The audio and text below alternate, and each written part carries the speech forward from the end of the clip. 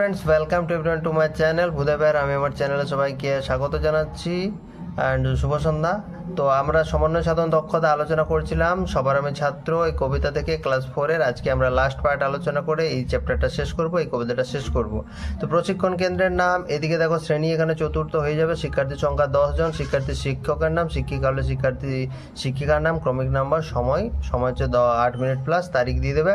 বিষয় হচ্ছে বাংলা পাতাবার, একক সবার আমি ছাত্র, কবি স্বনির্মল বসু, উপএকক 1 2 3 4 4টে উপএকক। আজকে লাস্ট পার্ট, তো আজকে এইটা আলোচনা করছি। আচরণাঙ্গ সমূহ, শিক্ষার্থীর কাছ থেকে দৃষ্টান্ত গ্রহণ, শিক্ষার্থী দ্বারা যথাযথ উদাহরণ, শিক্ষার্থী দ্বারা অন্যান্য বিশ্বের সাথে সমন্বয় সাধন, সাধারণীকরণ। বিষয় প্রথমে কবি পরিচিতি। সুনির্মল বসু, জন্ম 1902, মৃত্যু 1957। শিক্ষকের আচরণ, শিক্ষক মহাশয় প্রথমে শ্রেণীকক্ষে প্রবেশ করে শিক্ষার্থীদের সঙ্গে কুশল বিনিময় করবেন এবং তাদেরকে দুটি দলে বিভক্ত হয়ে যথাস্থানে বসতে বলবেন। শিক্ষার্থীরা শিক্ষক মহাশয়ের সাথে কুশল বিনিময় করবে এবং শিক্ষক মহাশয়ের নির্দেশ মতো দুটি দলে বিভক্ত হয়ে যথাস্থানে বসে পড়বে। ঠিক। পরে বিষয় হচ্ছে বিশ্বজোড়া পাঠশালা থেকে নাই মাত্র বিষয়ের কাজ শেষ। এবার শিক্ষকের আচরণ, এরপর শিক্ষক মহাশয় পাঠ্য বিষয় সংক্রান্ত ছবিটি শিক্ষার্থীদের দেখাবেন এবং নিম্নলিখিত প্রশ্নগুলি করবেন। শিক্ষার্থীরা মন দিয়ে ছবিটি দেখবে, শিক্ষকের প্রশ্নের উত্তর দেওয়ার চেষ্টা করবে।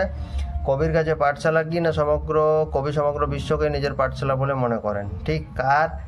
কার খাতার পাতায় পাতায় পাঠ্য রয়েছে? না পৃথিবীর খাতার পাতায় পাতায় পাঠ্য রয়েছে। শিক্ষার্থীর কাছ থেকে দৃষ্টান্ত গ্রহণ হলো। যেহেতু পৃথিবীর প্রসঙ্গ হলো, পৃথিবী একটি গ্রহ, তাহলে তোমরা পৃথিবী ছাড়া অন্য কোনো গ্রহের নাম বলতে পারবে?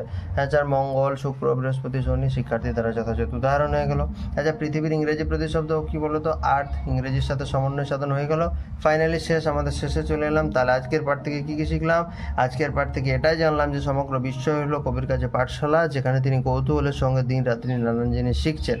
এছাড়া আরও যদি অ্যাড করার হয় তাহলে কয়েকটা শব্দের ইংরেজি প্রতিশব্দও আমরা জানতে পারলাম। ঠিক আছে, এই ছিল আজকের প্ল্যান এখানেই শেষ করছি। পরের ভিডিওতে দেখা হচ্ছে এবং অন্য কোনো প্ল্যান নিয়ে আমরা অন্য কোনো স্কিল আলোচনা করবো। Thank you, have a good day.